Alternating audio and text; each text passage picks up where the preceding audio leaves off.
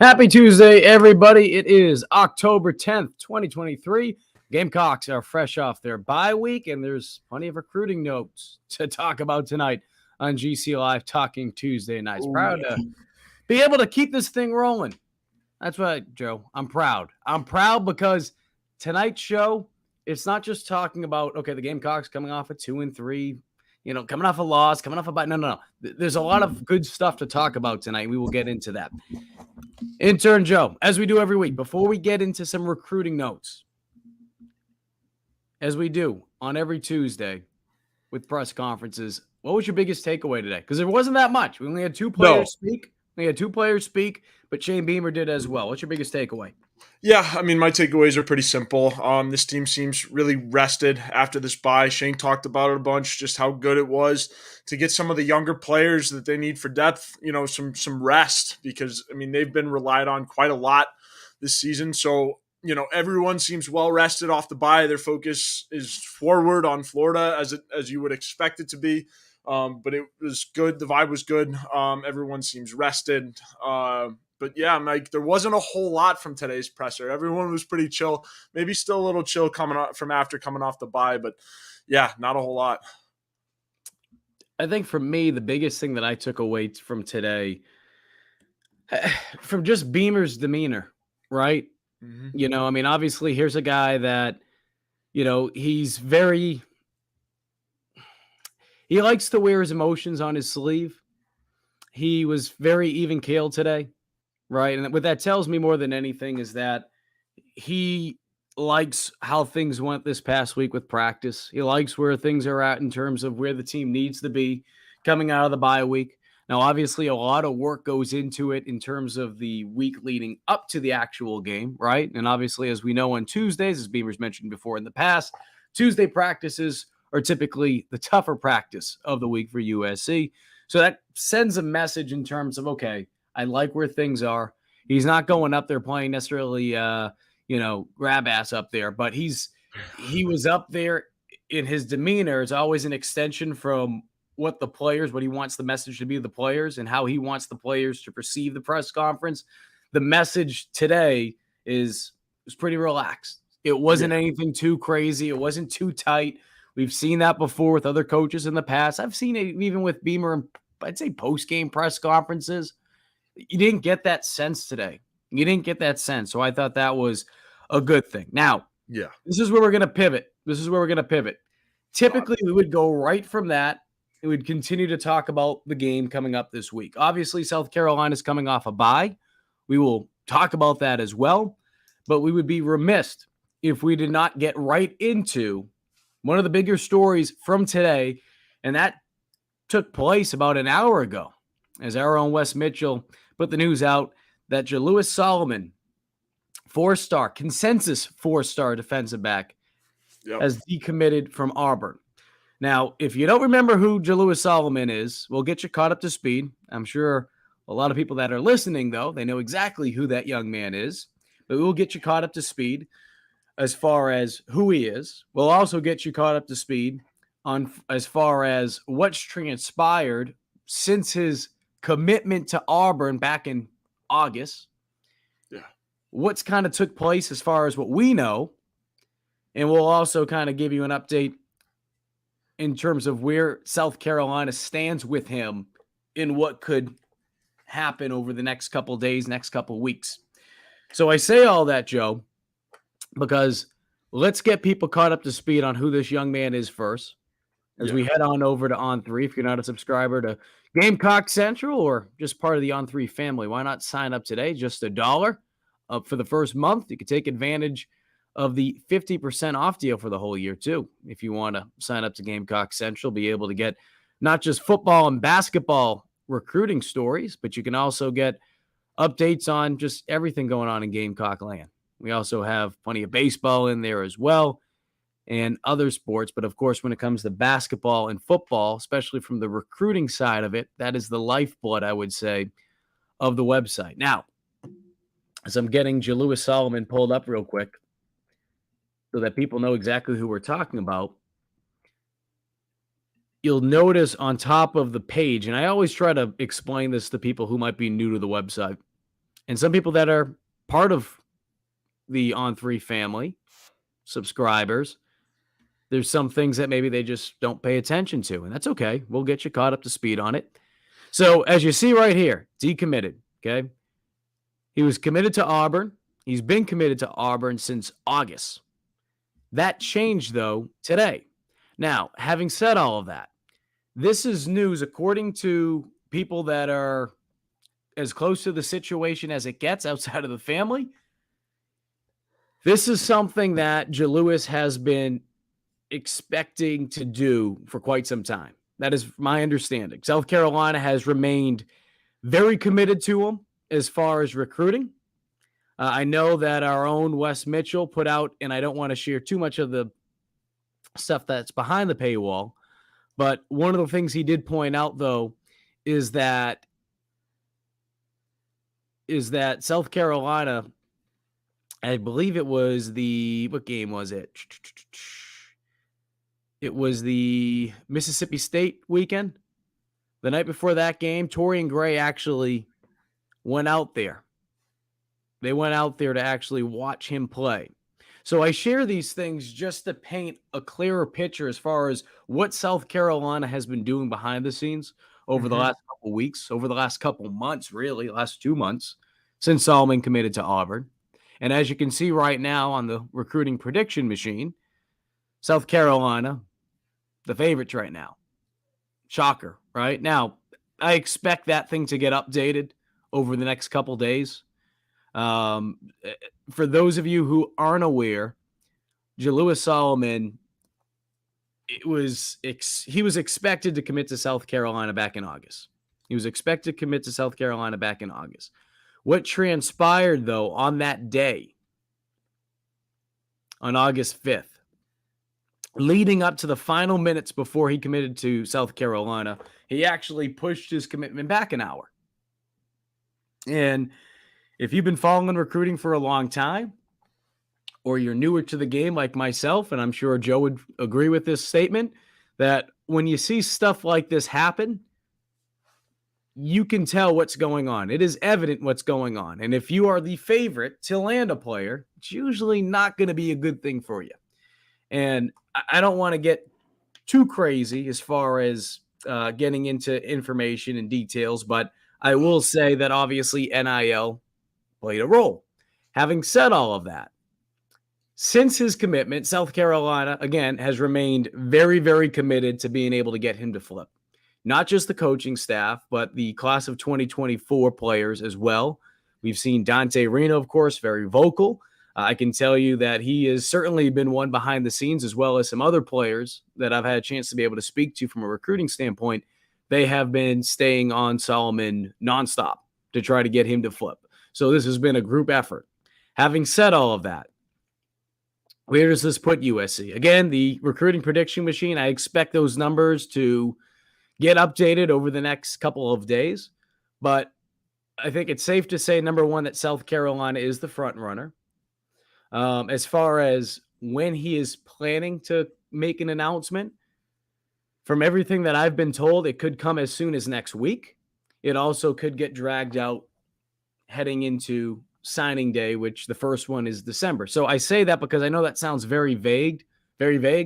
But as we've learned, especially if you've been following recruiting over the last couple months, couple years, when it comes to dealing with 17, 18, 19-year-olds, nothing is ever going to be in stone, right? Nothing is going to be in stone until it's in stone, right? So, Joe, hearing that, and some of that you may have already been aware of, we hinted at it last week on the program that there could be some flips coming soon. We hinted that there could be one coming the next time that we talk, that Tuesday night, which here we are. Does any of this surprise you, and anything that you want to even have questions? Because again, some of this might be new to you, Joe. Yeah, absolutely. I mean, for me at least, I kind of figured Jalewis Solomon was going to be one of those guys that the South Carolina coaching staff continued to go after. Just the way that some guys commit, you assume that it's in stone, and there's some guys that you stop pursuing because they are committed, and it's a hard commit. But Solomon is one of those guys when he committed to Auburn, it was like, there's still a little work left to be done there. And it didn't feel as hard of a commitment as you see some other guys around the country. And so obviously, Mike, you brought it up. You saw the pursuits on Twitter from Dante Reno, other commits in this class. And so today we've seen it, the flip. It is flip season. And so for Solomon to decommit from Auburn, obviously South Carolina's in the lead. And sure, I know Florida State and Georgia are going to make a very big push to get him just about as hard as South Carolina. But I think, South Carolina is in as good of a spot as anybody to land this kid. And I mean, you can't be, you can't be deep enough at wide receiver in a recruiting class. And Solomon, I mean, he's listed as an athlete. He goes both ways. There's a lot he'll most likely, Joe, and I don't play wide receiver. He'll most likely play defensive back based on what we've been told. Gotcha.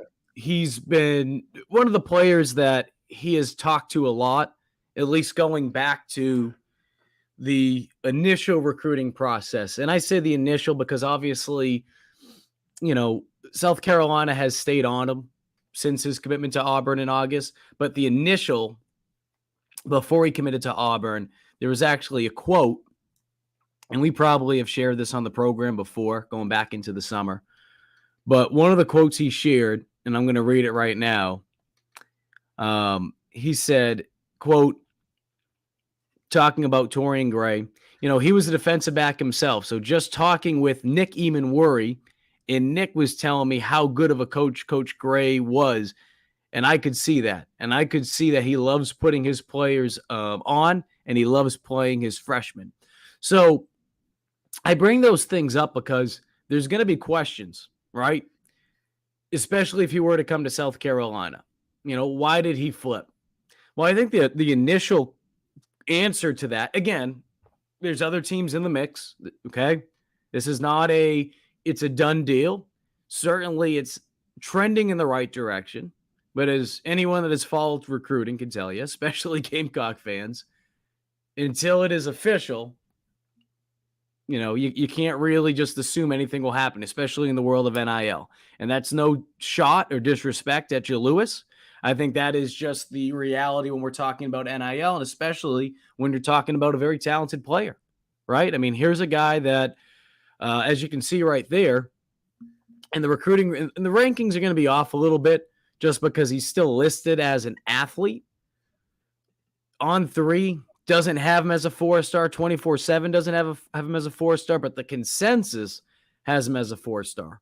And he's a very, very good defensive back. Very good defensive back. So I bring that up, in a very good athlete because, as you mentioned, Joe, with playing receiver, the thing to me that if it does happen, number one is that, again, you go look back to that comment, that he's really sold on the fact of playing for Torian Gray. And I know right now when you look at South Carolina, and it's not just a defensive back problem. I know it's so easy to be looking like, okay, they're giving up a lot of explosive plays. It's not just the DBs. When you're not putting pressure on the quarterback the way that South Carolina hasn't been able to, as they're ranked 5th worst in the country when it comes to tackles for a loss, which shouldn't surprise people that when you're talking about sacks, they're ranked towards the bottom as well in the defensive category, that it's going to hurt you on the back end as well. Puts a lot of strain, puts a lot of pressure on your defensive back. That's not to say that the DBs can't play better. But I bring that up because when you look at the combination of, okay, the success that Torian Gray has had from being able to produce talented defensive backs, and you look at the fact that there's already been so many young guys in his system that have played right away, right? Look back to last year, Nick Eamon-Worry. You look to this year, right? And going back to last year, DQ Smith. This year, Jalen Kilgore has got called upon to play a lot. We can keep going down the list. But Lewis might look at this situation and say, hey, man, there could be an incredible opportunity for me to get there and make an impact right away. So is that to say that NIL won't play a role with this? I mean, you need to be naive if you don't think that it could play a role. Certainly it could play a role. But I think the biggest thing, if USC is able to complete this flip, is that he wants to play for Torian Gray, and he wants to have an opportunity to play right away. Yeah, absolutely. And I think you make a good point there, Mike, with wanting to play right away. I mean, Nick Eamon-Worry and DQ Smith both proved it. I mean, Jelon Kilgore as well. Both have proved that there is room to play early in this defensive backfield. And, I don't know if I were a defensive backs recruit, I would see the core of Eamon Worry, DQ Smith, and Kilgore. And I mean, that's very enticing to go be able to go into and play in, and also potentially have a future. I mean, we've seen the kind of defensive backs that Torian Gray has produced recently: Cam Smith, Darius Rush. I mean, it goes on and on. And so to be able to see that, and then also see that young core of that defense, it's very, very enticing to play if you're, a defensive back or defensive player in general. Yeah, talking about some of the defensive backs, that I know this has more than just some of the defensive backs on it. And this also gives you kind of a sneak peek for those of you that aren't subscribers to Gamecock Central. This is a story from a couple days ago by Colin Taylor. We're able to show you the number of snaps from players, PFF grades as well. So this is just giving you a little sample of that, as to what you can expect if you are a subscriber to Gamecock Central. Again, this is from a couple days ago, but just giving you a snapshot of some of the snaps from some of the defensive players. Now, again, this includes all of the defensive players. I'm not going to show the top of it, which includes even more. But again, just giving you a sample. I don't want to show everything for those of you who do subscribe. But I bring this up because when you look at the number of young players, and I would include still Nick Eamon-Worry, right? Obviously, he's missed some time because of the hamstring injury from week 1. But DQ Smith has played the most snaps on defense this season so far, 343. Marcellus Dial, he's right up there. He's the second most. And then I believe it is Debo Williams who comes in with the third most defensive snaps played, and that is at 314. But John Kilgore, he's up there. He's up there. He's played. True freshman, Jelon Kilgore. Correct. So I bring that up because when you look at some of these, when you look at the number of snaps played, and that's not to discredit anyone on this list, but the point being is you have a young, talented guy like Jalewis Solomon, and so many freshmen, they have this mentality that they want to come in and play right away. I'm sure if we talk to some of the freshmen that USC has, that they would tell you, one of the reasons why they came to USC is because they believe there was a possibility for them to play right away. So I bring that up because certainly not everyone's going to be able to play right away. Not every player is going to play the same amount of snaps. I think this is all stuff that we already know. There's going to be certain factors that go into it, right? How is the player in front of them? Is there an injury to a certain position? From a development standpoint, how are they coming along in the grand scheme of things? Big picture, does it make sense to have them play, even if it's as a backup and on special teams during their freshman season, or is it a better move to redshirt? I'm like, these are things that we have talked about with numerous players on this list. But I say that because I think when you talk about Jalewis Solomon and what he could do for South Carolina right away, you certainly can see a path for him to get onto the field right away if he were to come to USC. Yeah. Having said all that, there's still plenty of work to be done.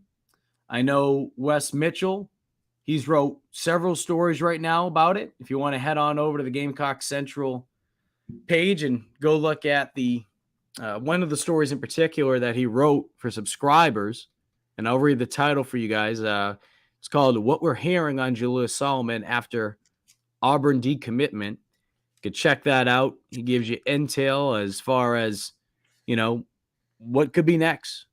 Could he be coming to South Carolina? If so, what's the timeline? Again, or, could he be here for the Florida game this weekend? So I say that because, again, based on what I know, there could be a quick flip, which could happen a week from now. It could happen, heading into December. I think a lot of people would agree, though, if you're a Gamecock fan, you want to see a flip as quickly as possible. Now, does that guarantee that come December, whatever, that first commitment period for football, that means Jalewis will sign with South Carolina? No, if he were to flip. But again, having him flip from one conference school to another And if he were to do that sooner rather than later, if you're a Gamecock, man, that would you'd have to feel pretty good about that. You'd have to feel pretty good about it. Yeah, and then I will add this too. The development of Cam Smith and Darius Rush. I mean, their development in terms of playing and then bursting onto the scene and becoming the players that they were. It was kind of a quick development, right? So Shoot, even Collins Patel. Here we go. There's your yes, Collins reference. But in all yeah, seriousness, he was only here for 1 year. yep, You yeah, know, and we heard Collins 2 weeks ago when he hopped on the show. And no disrespect to the coaches that he had at Assumption, but being able to work with Torian Gray for just 1 year, he talked about how much he was able to learn in such a short period of time. So I say that because if a guy like Collins Patel is here for just 1 year, he wasn't even here in the spring for crying out loud. 1 year. And then, as you mentioned, Cam Smith, and you can keep going down the list, right? Guys, Darius Rush. I mean, Darius Rush is a tremendous, tremendous example. Because I'm yep, sure Lewis, with his size, and you look at it, for those of you that might have to squint a little bit, depending on what you're watching on, 6 feet, 185 pounds. When I look at that, I see someone that could be easily 200, 205 after he comes in and is able to work out in Luke Day's program. Probably put easily, 10, 15 pounds of muscle on his lower body after he gets into a college weightlifting program. So, I mean, Joe, I think you're spot on with that. yeah. Torian Gray makes stars, or at least so far he has. And you're seeing it again, DQ Smith, Nicky Minwari, and those guys, their development, right? I mean, Nicky Minwari became a freshman, freshman All-American, if I'm not mistaken. And his Yep. first game wasn't the greatest, but then kind of came into his own and developed very, very, very quickly as a player. And I think, part of that was, playing in games, and a very, very big part of that is Torian Gray. So before we flip on back over to talk about this week's opponent for South Carolina as they come out of the bye week, just a reminder as far as where South Carolina stands with recruiting. I did a story about this just last week on Gamecock Central. So if you're a subscriber and you want a more in-depth look at it, we'll kind of just scan through it real quickly. But you can find that on GC as we speak.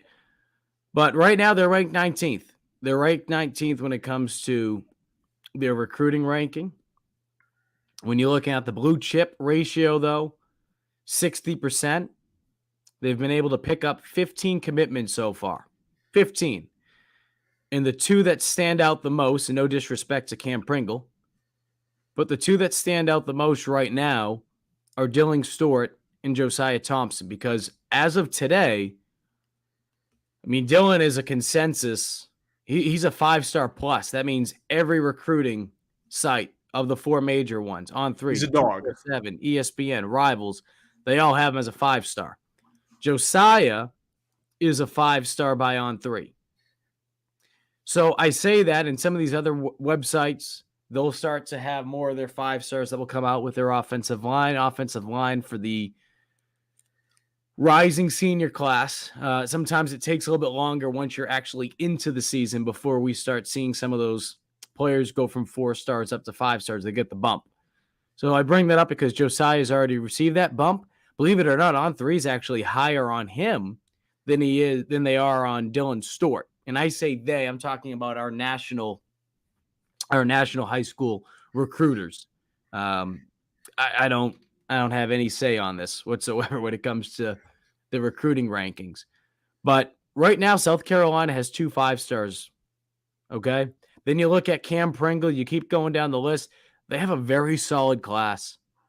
Very solid class. Dante Reno, consensus 4-star. He'll be coming in January. You just keep going down the list. And the 3 stars, right? We've talked about this before. Fred Johnson, when he committed to South Carolina, gained 20 pounds in the offseason. Got a 4-star bump by 24/7. He's going to be playing in one of the senior all-star games.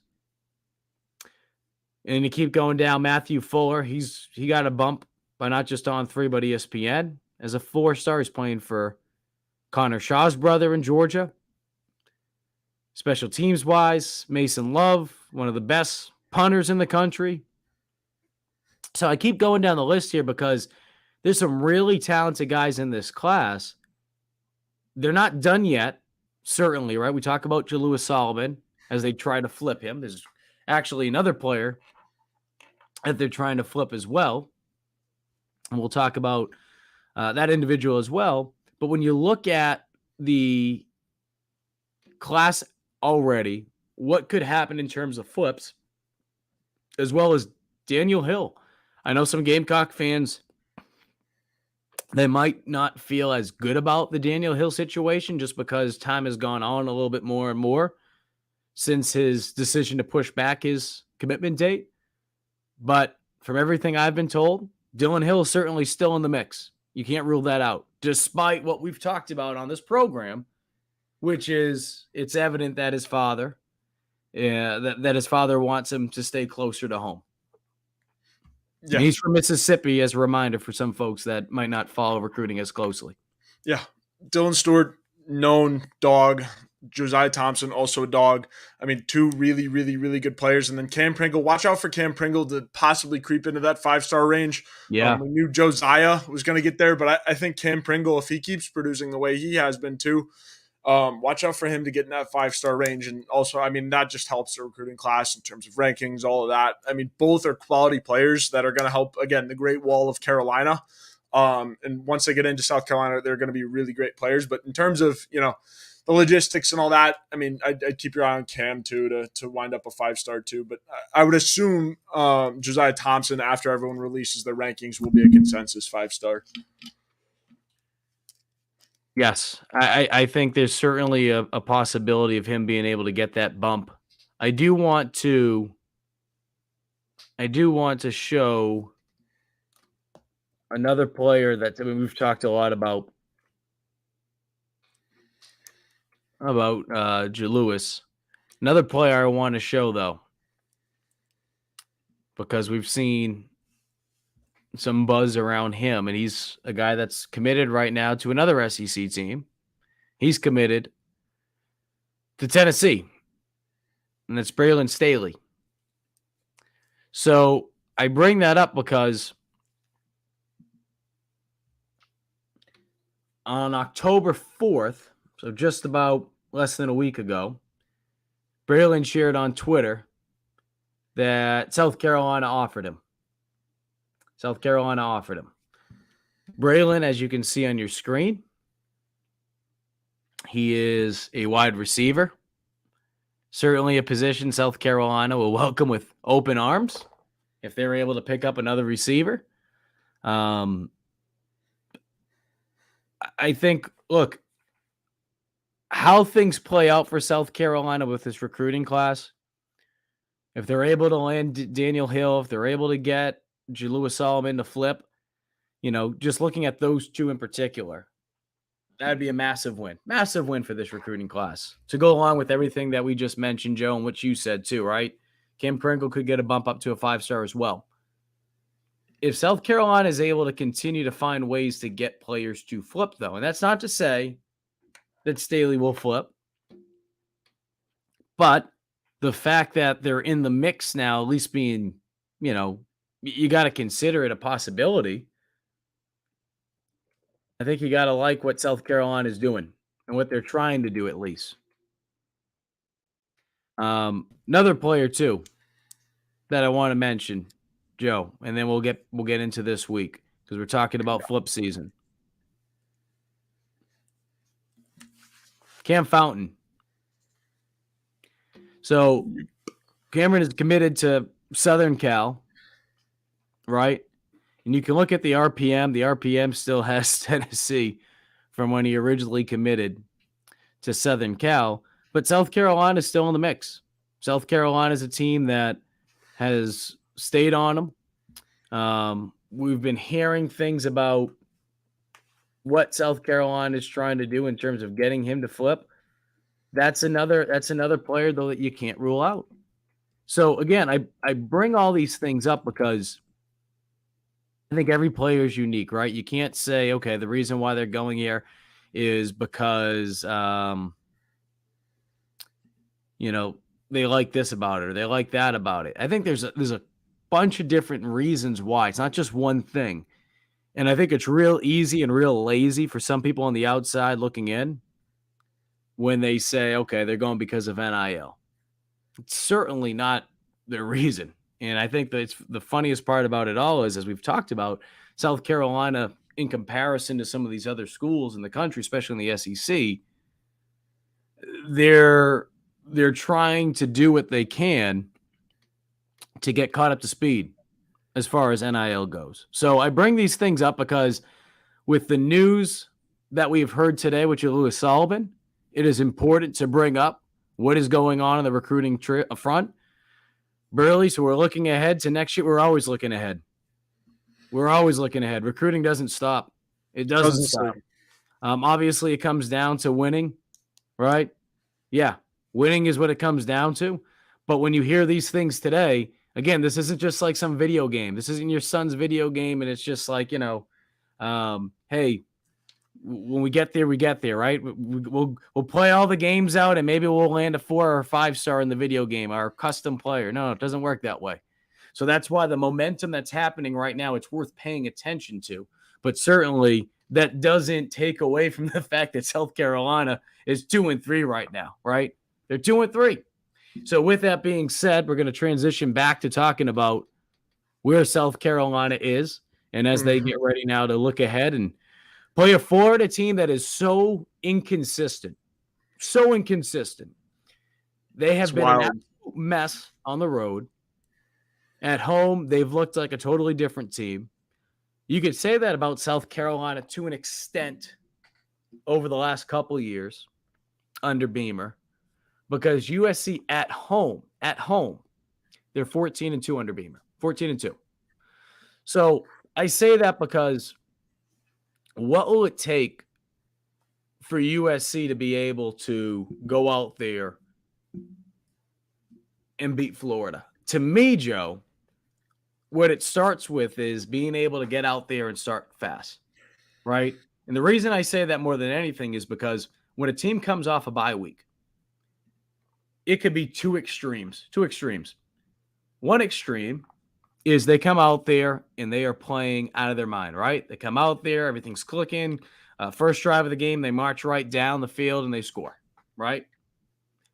But we've also have seen with teams that come out of the bye, especially with South Carolina in years past, sometimes it will be the complete opposite.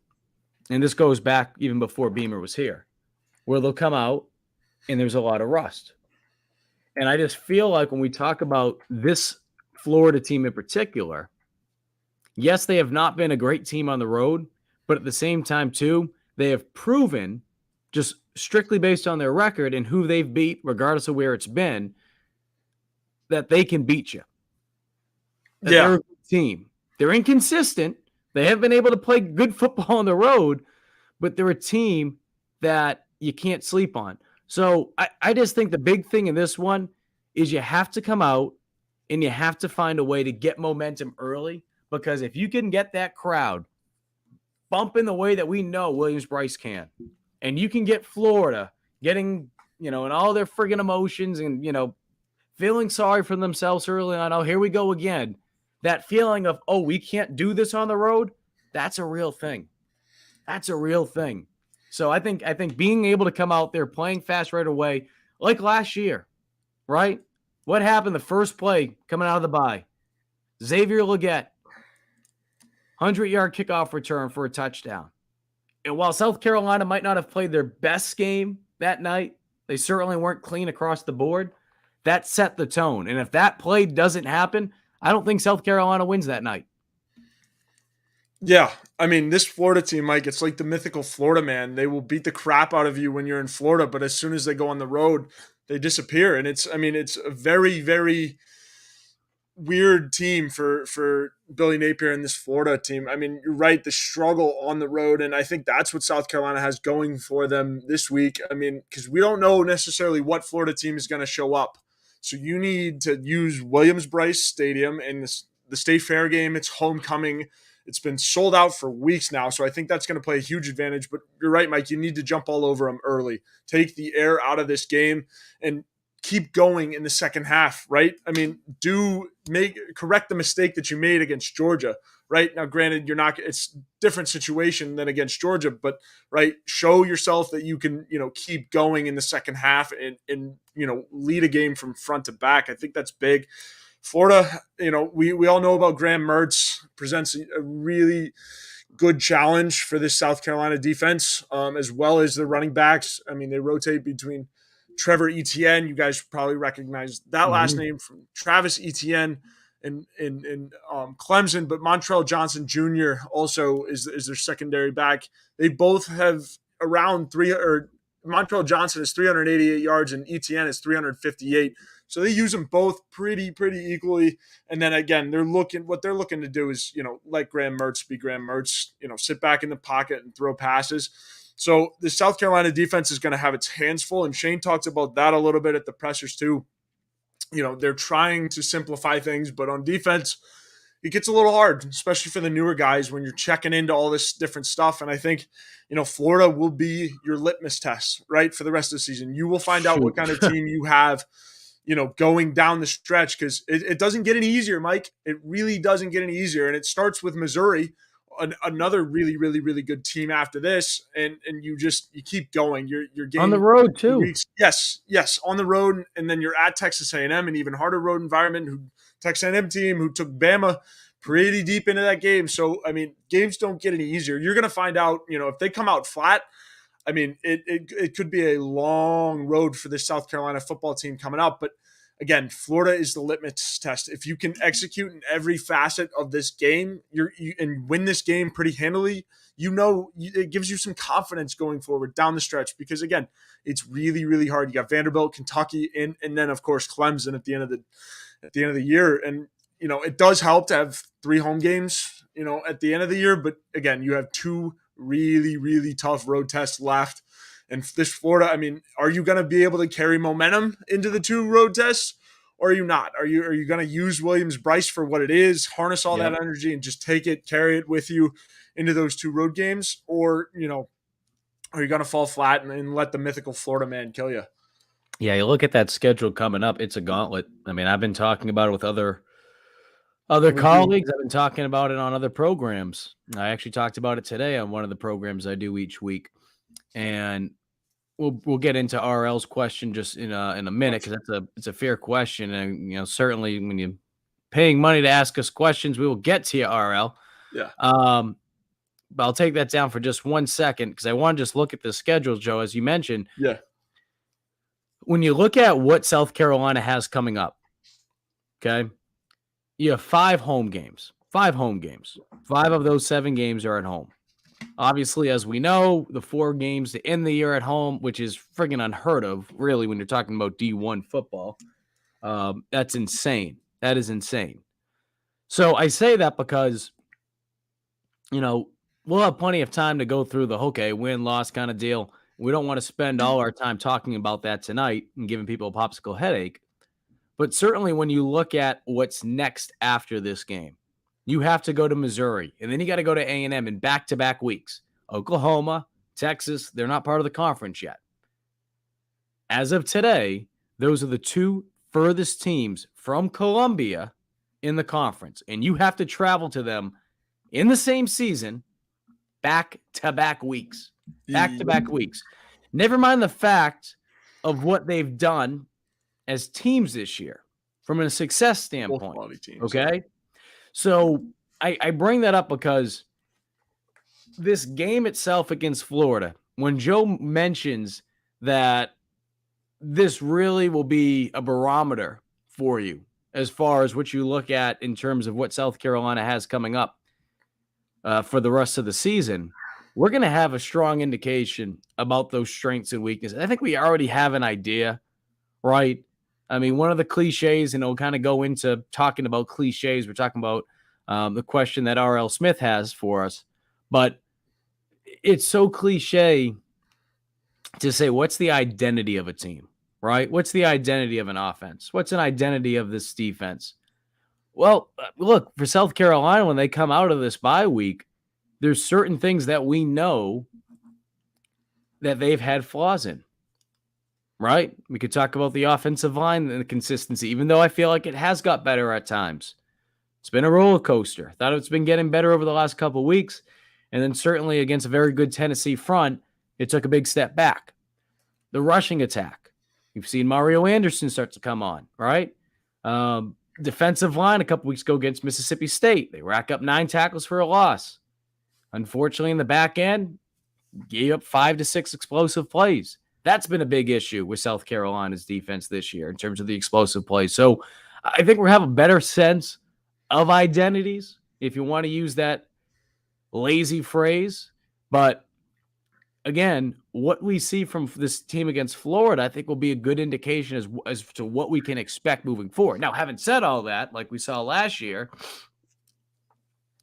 if USC is able to win this game, will they be able to replicate it moving forward? Because they've struggled with that, right? Other than going back to last season against Tennessee and then Clemson the next week, because that Kentucky game in between Kentucky versus and then A&M at home, there was a bye in there. So can you replicate that? Can you keep that momentum going? That's why it is so important to be able to get the win this weekend, because you got a tough schedule coming up. R.L. Smith, speaking about got to win this weekend. R.L. Smith says, what, in your opinion, defines a must-win game?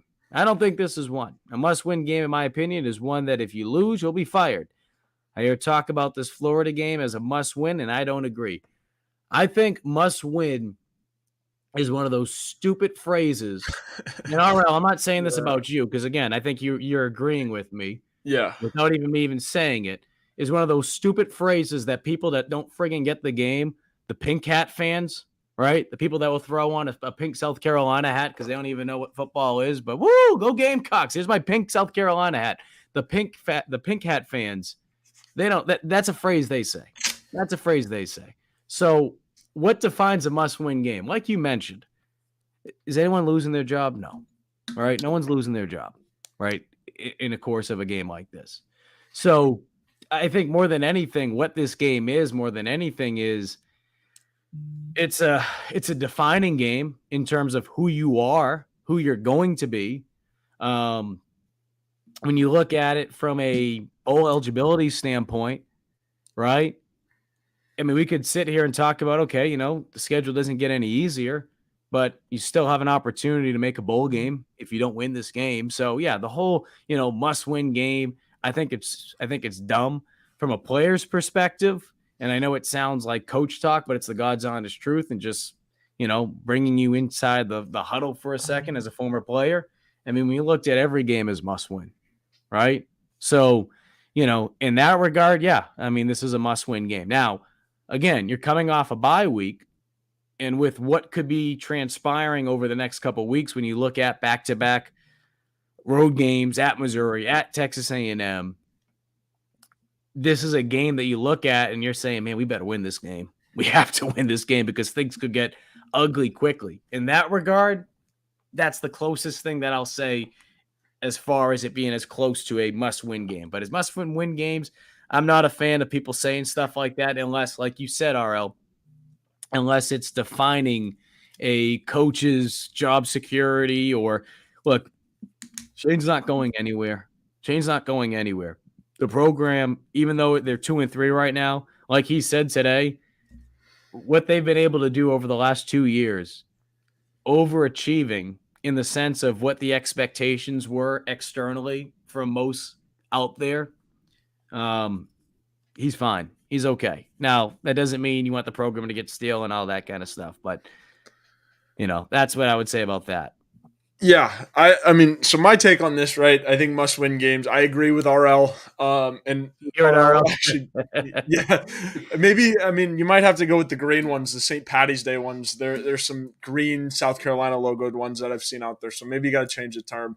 But no, in my opinion, I mean, I think a must-win game. I mean, sure, yes, I completely agree with you guys. It comes down to somebody getting fired.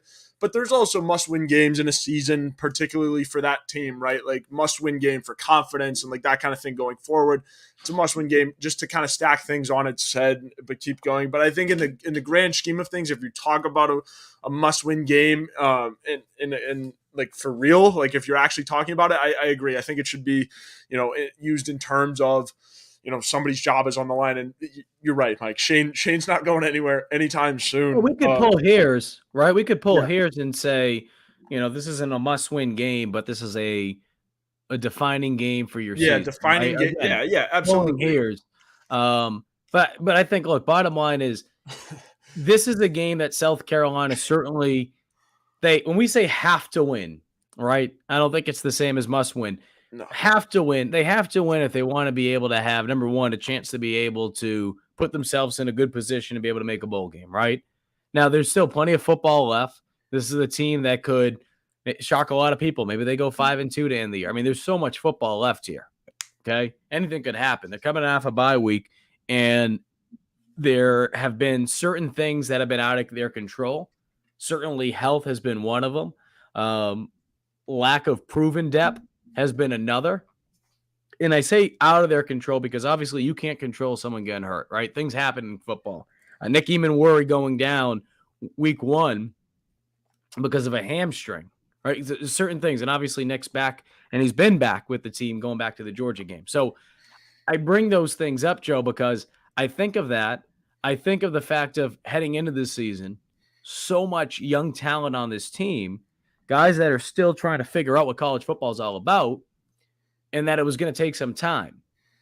Beamer's been mentioning it after games. He mentioned it again today when we specifically were talking about the defensive side of the ball, how guys like Pup Howard, even guys that aren't necessarily young, that have been here with the program too, some of the upperclassmen, that they need them to take that next step, have been doing good. Bam, is another guy. So I bring that up because as we head into the unofficial second half of the year, right? Because there's still 7 games to go, and South Carolina's played 5, at least regular season games. There's things that you're hoping that, okay, not everyone's healthy. Juice Wells, he's doubtful this weekend. Casey Henry on the offensive line, he won't be playing this weekend, but he's getting closer to hopefully being back out there. But from a health standpoint, outside of that, this is probably the healthiest South Carolina has been since probably going into week 1. I mean, really. I mean, the injuries that they have been plagued with, and I know every team in the country deals with injuries, but it just feels like when you're as thin as you are already heading into a year, then you pile up the injuries South Carolina has had, it's a recipe for disaster. And that's not an excuse. That's just the reality of it. So the timing of this bye could not have come at a better time for South Carolina. Having said all of that, what do you do with it now? What would you do? What do you do? Are you going to come out there? Are you going to look like the same team that had issues against Tennessee? And again, good Tennessee team. And we know that there's extra motives in that game, right? But shoot, this Florida team, even though they kicked your teeth in last year, 2 years ago, in this very stadium that you're going to be playing at on Saturday, you kicked their teeth in. So there's always ways to find motivation for a team. Florida, certainly, they have been very inconsistent, as we mentioned. But they're also a team that they remember what happened the last time they played at Williams-Brice Stadium. So from that regard, Florida's going to be coming out here. They're going to be looking to give you their best. And I wouldn't expect anything less. So if you're the Gamecocks, look, you got to come out here. Like we mentioned, Joe, find a way to take advantage of the fact that you are playing at home, get this crowd into it, and just make Florida not want to play. Because I feel like this is a team, this is a Florida team, that if you can get up on them early, they will quit. They will quit. Yes. If you can get up on the team early, they will quit. They're a good team, but you have to take advantage of scoring on them early and often. Because if you give this team some hope, if you give this team some light, you give them that life, they're going to make you pay. They've proven it at home. They've struggled to do it on the road, but they're a good team. They've proven that at home. They just, for whatever reason, they're a different team on the road. Don't let them gain any confidence this weekend. Don't Yeah. let them gain any confidence early in this game.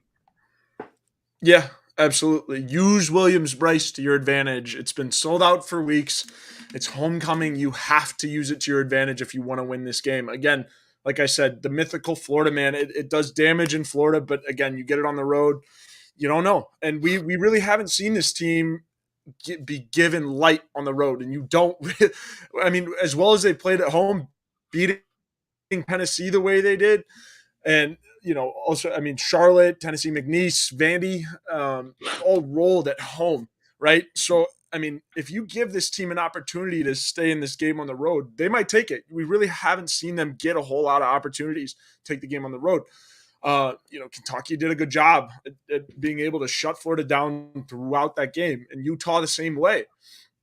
Right. So again, if you're South Carolina, you'd like to take this thing from front to back, prove to yourself that you're not blowing leads like you did in the Georgia game, prove that was just Georgia, tune the things up, do the things right there. So that way you have that confidence in that back half and a lot more confidence just in your team when you go on the road again for the toughest stretch that, you're really going to see. It starts with Missouri, right? And Missouri is a very, very big game. Eli Drinkwitz has his squad playing pretty good ball. Their quarterback, we all know about their wide receiver, Luther Burden. I mean, that kid's ridiculous. And then Brady Cook is sneakily having one of the better years in the SEC. Didn't play too well against LSU, but man, I mean, Brady can play. He's legit. He will hurt you if you let him. So again, it starts with Florida, and I don't know what's going on with the Swamp, man. But Mike, I mean, I'm sure you've seen it. That place is really, really, really hard to win a game in as an opposing squad. Right. And very easy, if you're Florida, to win a game at home. So, South Carolina, you hear all this. You could say the same about South Carolina, right? Yep. It's the same thing with Williams-Brice. Williams-Brice, you hear about how great of an atmosphere it is. Yeah. And you saw the Tennessee game last year, and Shane has said it, right? He said that the crowd at Williams-Brice helps them so much in games. And so I think you need to take advantage of it here if you're South Carolina. Yeah, you could come on by, watch a football game, then go across the street and get yourself a corn dog. Stay fierce in time. Remember that. It's going to be a headache-full day unless you live near the stadium. So I say that because let's answer some of these questions, okay? Yeah. Big Red asks, does Juice get a medical red shirt at this point if he wants it? So let's take a step back. Juice Wells has appeared in 3 games so far, okay? Now, there's some confusion. I saw this earlier this week. You could say the other day because it's the beginning of the week, but you get the point. Someone was asking about number of games played because last year there were some players that played in 5 games because of the bowl game. That was a rule added literally on the fly for last year. The rule is you can appear in at least 4 games and still maintain your eligibility as a red shirt. As far as a medical red shirt goes, if you were to come back and appear in more than 1 game, he's not going to get a medical red shirt unless he were to re-injure himself. So, having said all of that, as of today, if Juice Wells were to be done for the season, he could get a medical red shirt. If Juice Wells comes back and appears in just 1 regular season game, that does not include the bowl game because, again, I'm going under the assumption that the NCAA is not adding that 5th game of eligibility for the bowl game. That could change like it did last year, but that's the first time it happened. So I think it'd be silly to just assume that. It could happen. I think it will. But under the assumption that there's 4 games, okay, he could come back for at least 1 game. If Juice did that, though, Joe, right? Obviously, if Juice shuts it down, yeah, he can come back next year. If Juice didn't, and he were to appear in 2 or more games, he still has a year of eligibility left if he would want to return next season to South Carolina. This is what confuses some people, okay? With Juice, 2020, that was the COVID season. So he had a free season during 2020.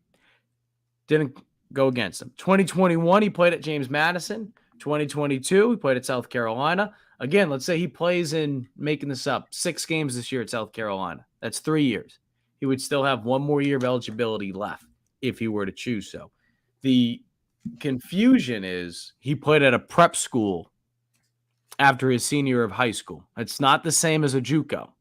where that uses a year of eligibility. It counts as a year of eligibility against you. Prep schools do not. They're a bigger thing, I feel like, up north. It's kind of like that in-between stage between high school and college. So that does not go against him. Okay? Yeah. So I bring that up because Juice would have an extra year of eligibility based on what I've been, that's how it was explained to me. So again, he could come back if he wants. Like Craig says, I was probably gone. I'm assuming you're talking about Juice. Juice is probably gone. I'd love for him to pull a rattler and come back, but maybe if he only gets a 5th or a 4th round grade, I think he's gone. I think based on where things are right now, unless he were to come back and play, I don't know, the final like 3 games, I'm just making up a number. I think he'd be crazy not to come back for another year. I think he really would. I think you come back, you're healthy. Obviously, you don't know what the quarterback situation is going to be quite yet. And regardless, and no disrespect to the quarterbacks who are already in that room, no disrespect to Dante Irmo, who's going to be arriving here in January, but you have to replace a very talented quarterback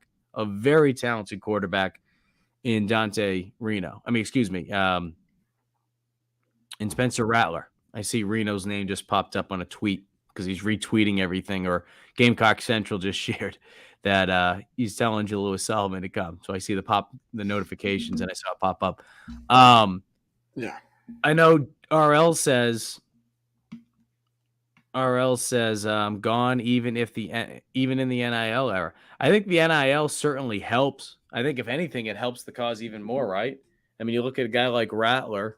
NIL certainly helped his cause of coming back. Now, obviously, if we all take a step back, I think we can all agree that, okay, from just a grade standpoint and where he was projected to go, he probably would be a late draft pick a year ago in this past season's draft.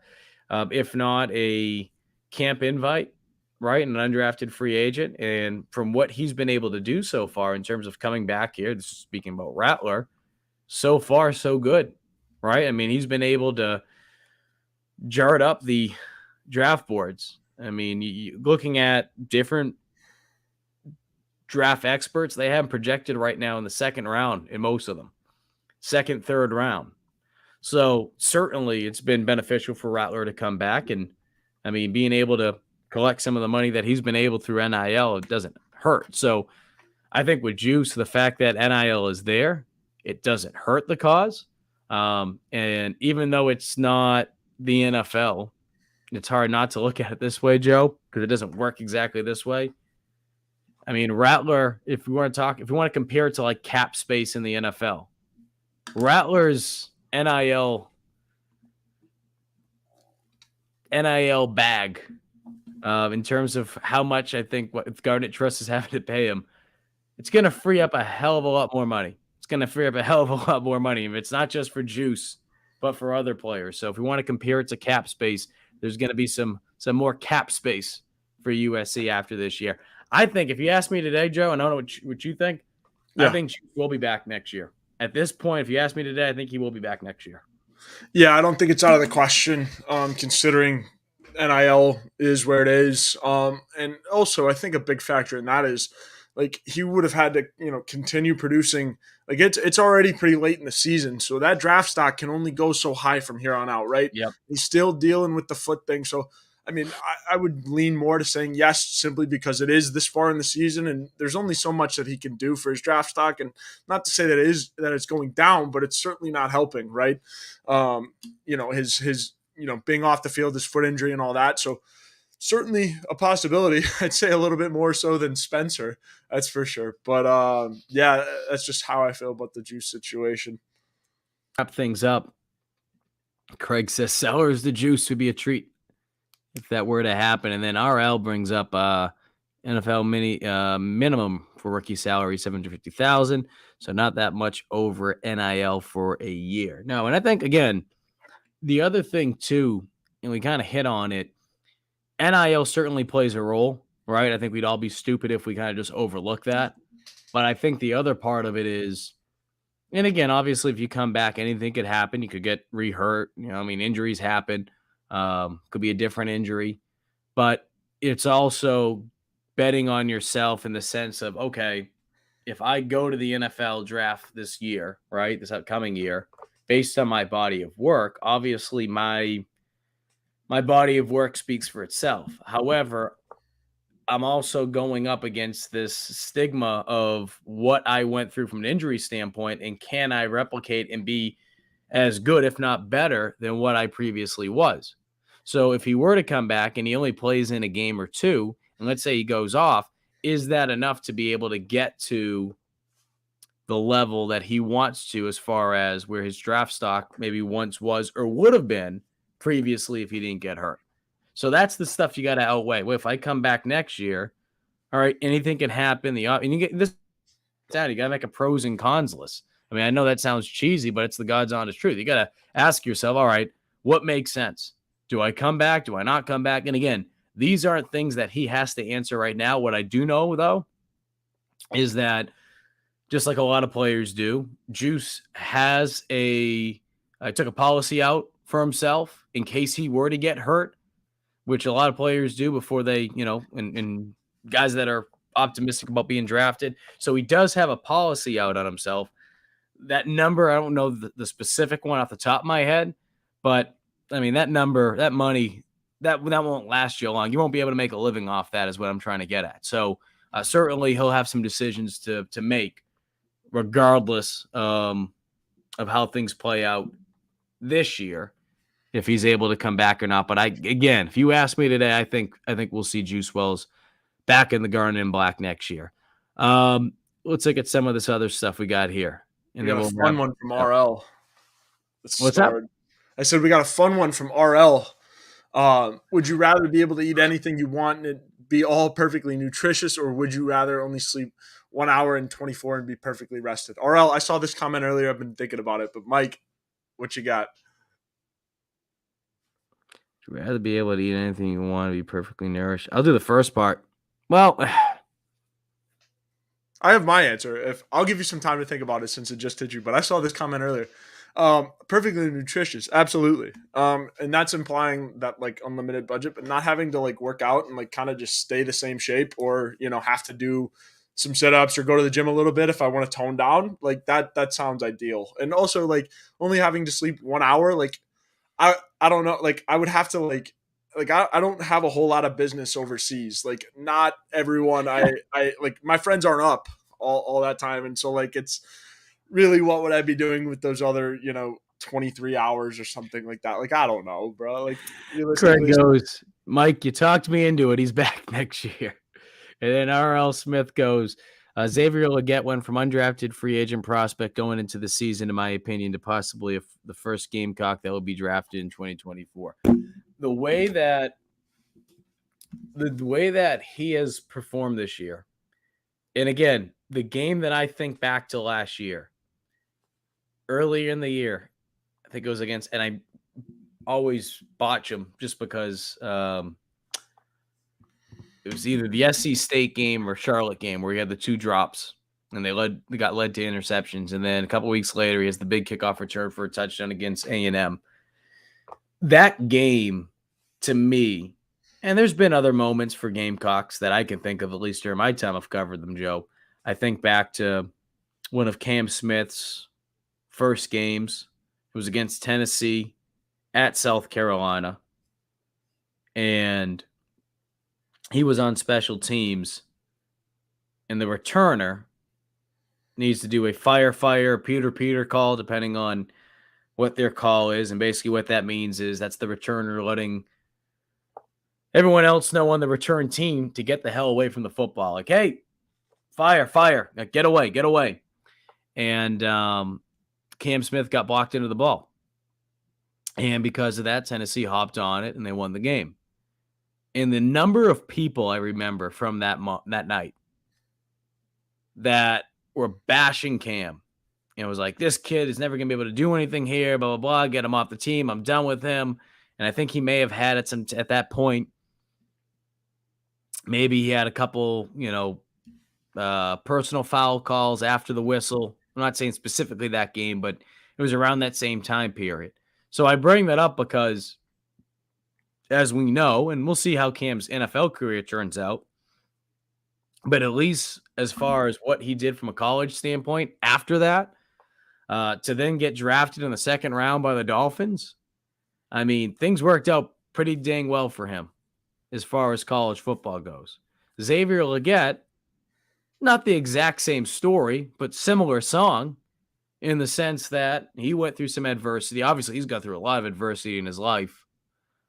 He's a tough young man, but to go through what he did last season and to bounce back as quickly as he has, and to obviously be going off on a level where he's not only the number one receiver on this team because of Juice Wells going down, but he's become one of the top wide receivers in the country.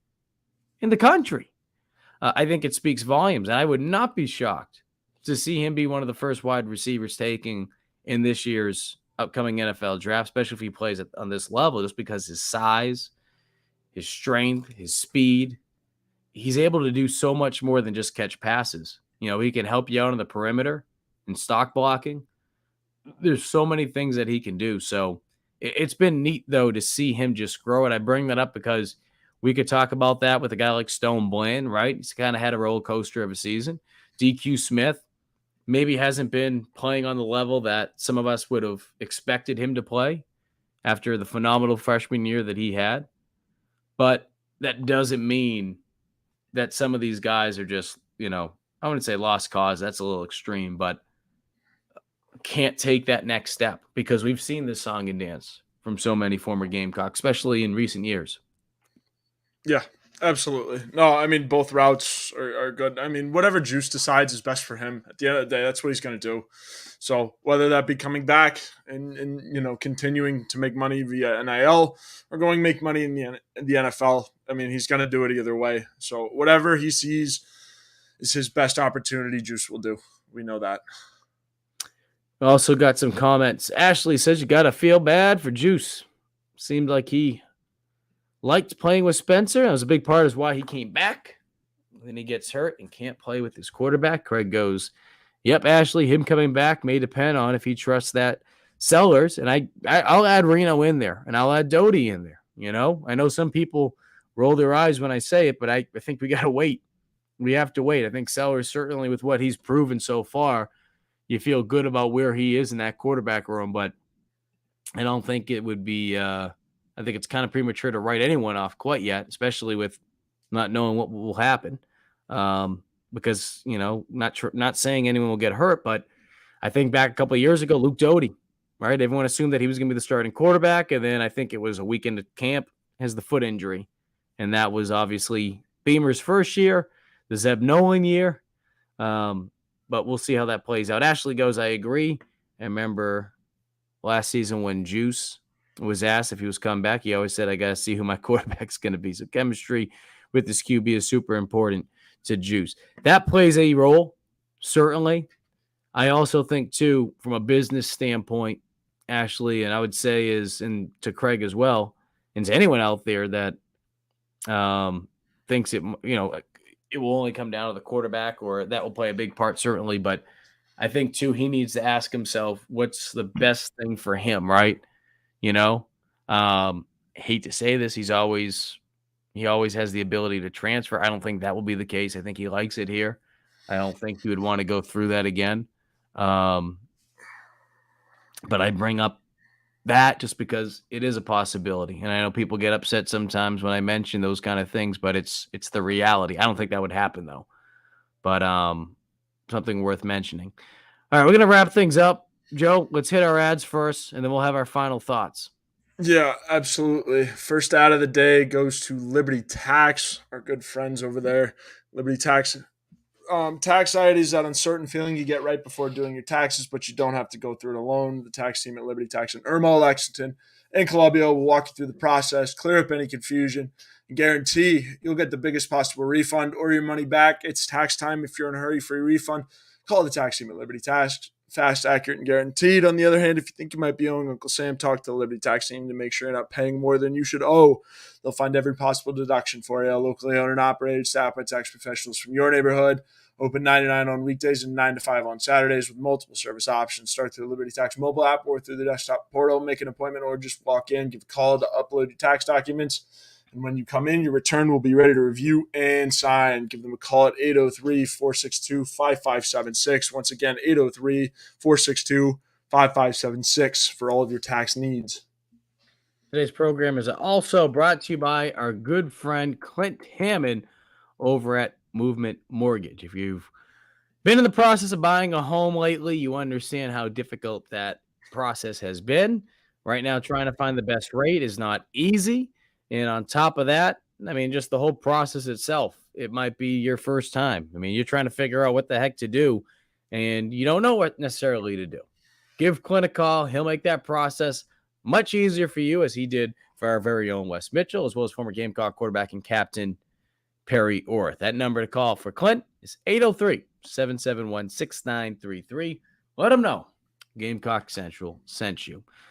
I do want to play this, Joe, as we head into our final thoughts, because famously Garnett asked, fellas, thoughts about the coaches starting to speak up about NIL, mainly Stoops' frustration, not mincing words about Georgia buying players. So I bring that up because Beamer was asked about this today. I'll play what Beamer said, and then I'll add to it, because what he is saying, I think that is the best way to answer it as a coach. But I also feel like if Shane could say what was really on his mind and how he would really want to answer that question, he would have answered it a little differently. Now, everything he says, I feel like he truly believes. I don't want to get that misconstrued. But if you wanted to really be an open book about it, I think he would say much, much more. So, having said that, for those of you who haven't heard the comments from Shane, let's take a listen, and then we'll discuss. NIL is certainly a major factor, not just in college football, but all across college athletics right now in every sport, whether it be with Coach Staley and her women's team, or Coach Paris, or Coach Kingston, or Bill McDonald and Caitlin Anderson on golf, and on and on and on. I mean, I can name all the sports here at Carolina. NIL is part of it, and particularly with young men and women that are transferring from a school for different reasons as well. And, you know, all I would say is it's something that we're going to be very active in. I want what's best for our players. I'll make every phone call, speak to every group I possibly can when it comes to raising money for our guys from an NIL standpoint. The Garnet Trust here, after both wins this year, if you've noticed on social media, as soon as I meet with you guys after the games, I go and meet with the post-game radio with Todd Ellis, jump in the shower, and then walk outside to the 50-yard line at Williams-Brice and tape our weekly television show, which I hope everybody's tuning into on Sunday nights on television, and then Sunday mornings, I think, on Bally Sports. But then as soon as that's over, the last two, both wins this year, I've done something for the Garnet Trust, you know, and made a video that we pumped out on social media encouraging fans to give. And that is the name of the game. And whether you agree with NIL, don't agree with NIL, if you want to win at the highest level and you want to win championships like we do here at Carolina, we're going to have to be very active from an NIL standpoint, collective standpoint, and that is the Garnet Trust for us. So we've got some people that have done some great things for our student athletes, and thankful for them. And frankly, we need more of them as well. So absolutely, I hear Coach Stoops and what he's saying, and I'm grateful for our fans and every amount of money that they give to this university, this football program, paying money to come to games at Williams-Brice Stadium. But for those that have the ability to give, we need you for sure. All right, so there you go. That's Shane Beamer talking about NIL, and again, a lot of that had to do with the comments made by Mark Stoops, head coach of Kentucky. And to kind of reiterate what was said for those of you who may have missed it, he said along the lines of Georgia bought their players through NIL. So, Joe, I bring that up because my initial thoughts are that was very coach-like in terms of how he answered that question, where he probably wanted to say more, but he realizes, okay, got to pick your battles wisely, and it's probably not smart to come out there and say exactly what was on his mind about that in terms of, hey, do you have any thoughts on what Mark Stoops said? You know, as far as Georgia buying players. And he used it as an opportunity to promote what South Carolina needs, which is NIL and using the Garnet Trust and all that kind of stuff. My thoughts are, and I'll let you have your thoughts, Joe. I think if Shane could have answered that the way that he really wanted to answer it, he would have been like, oh, yeah, NIL, it's here to stay. We need to do a better job, which that's why he hit on it the way he did. But, yeah, there's no question there's other schools that are buying players. There's again, this is my thoughts on what Beamer probably was thinking. We've lost out to some players at the last minute when it comes to recruiting, transfer portal, whatever the case may be, because other schools are throwing bags at some of these players, and that's just the world we live in. So, with what Mark Stoops saying, yeah, I could see what he's saying. Now, am I going to say that I know specifically is what's going on at Georgia? No, but a lot of these coaches know what's going on at other places, but they're not going to throw out and make allegations because in some shape, way, or form, everyone has some type of skeletons in their own closet, and they got to be very careful when they walk on that line. So I think Beamer, if he wanted to, I think it was smart, the route that he took, but he could have came out and said, yeah, I agree with what Stoops is saying because, yeah, a lot of this NIL stuff, other teams are getting porked by it because it's got to BS. People are just throwing bags of money at these kids, and we're spending hours and the number of resources that we're putting into it from a recruiting standpoint, and it doesn't matter because one school just has the extra money and they're throwing it at a kid, and you can't compete with that unless you have the NIL money to do that. Yeah, absolutely. I'll call this my closing thoughts too, because I think there was plenty of an opportunity for Shane to, go after a coach or dunk on somebody or really make a big statement. And I think, he said the right things. And then also, in response to that, I guess the dunking on, if you will, if you wanted something, South Carolina Athletics made sure to bump Garnet Trust a little extra today. And shout out to Garnet Trust, our trusty NIL collective. Always go support them because we need that. But I agree. I mean, some of these schools will throw bags of money at guys, but there's going to be something that goes into place, whether that be a salary cap. I mean, college football is evolving at a very, very good rate, and I think it's good for the sport. So you're going to start to see a little bit of parity happening there. But I mean, Mike, that stuff is always going to happen, right? Guys getting thrown bags of money. I mean, it happened when it was illegal. It's still going to happen. Like, even if there is a salary cap, it's not going to get reported. So what can you do? You really can't do anything about it. So, I mean, I think Shane answered it perfectly. Coach Stoops had some other words about it, but I think Shane and South Carolina Athletics handled it perfectly. Yep. I think you're spot on, Joe. You are spot on. Well, if you missed our show, you can head back and watch it in its entirety on the Gamecock Central YouTube page. If you're not a GC subscriber, sign up today. Just $1. $1 for your first month, or you can do 50% off for the entire year. In South Carolina, well, not only will we be able to get you caught up on the recruiting side of things, but basketball season's right around the corner, too. We get you caught up on everything Gamecock Athletics. South Carolina taking on Florida this weekend at Williams-Brice Stadium. Be sure to tune in to the GC Live post-game show. We'll answer all your questions as well as recap the game that was with the former Gamecock. We'll announce who will be on the show this week, probably tomorrow. I think it might be Michael Skarnecki. Just got to make sure that he's not going to be across the street eating any corn dogs or funnel cakes or anything like that because, of course, as we mentioned, the State Fair is in town. He's Intern Joe. I'm Mike Yu. Appreciate everyone that tuned in today. Another GC Live episode coming up tomorrow. Wes and Chris will be on. And then we'll also have the afternoon drive, GC Live, on Thursday at 2 o'clock. Everyone have yourself a good week, and we'll do it again next Tuesday.